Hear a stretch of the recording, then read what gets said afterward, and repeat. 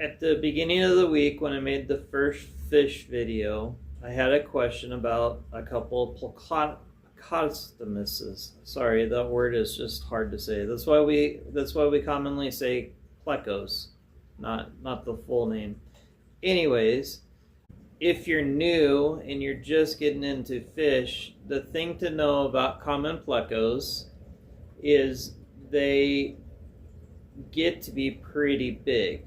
So usually when you get a tank, you want it to be 1 inch of fish per a gallon, or at least that's what I've always read and that's what I've always heard. That's what to try and keep.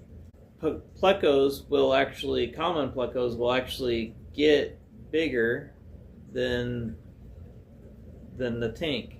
And maybe I should back up a step here. So what happens if you buy a fish that could grow like say 5 inches and you got it in a 3-inch tank or 3-gallon tank? Let's just use this as an example. This isn't what you would want to do, but what would happen to the fish is what's called stunting, where the body grows to a certain point and then the guts continue to grow, but the body is not growing. And instead of your fish living to be, say it's supposed to live 5 to 7 years, it might only live to be 2 to 3 years. You don't get the longevity out of the fish doing that. Well, with common plecos, they don't stunt. They just keep growing and growing and growing, and then you're dealing with their waist, and you're dealing with their tails, like destroying your decor depending on what you got in the tank. Now there are some special breeds of plecos that are okay, depending on this all depends on the size of your tank and what you want. I have a lemon blue bristlenose pleco, which I'll show you now. This is my lemon blue bristlenose pleco. He's full grown. I've had him for about 3 years. He's about 3 inches long, 3.5 inches long.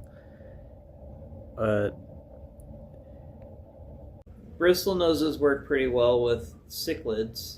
They don't tolerate the bullying that cichlids can do, and then they also they don't get so big to destroy your tank. Now, to answer the question that I received, they were asking about what to do with their fish that they did have in their tank, and that would be more of a them answer, because if they liked their fish, and some people do, and that's not a problem, they can keep them. You don't have to rely on algae. There are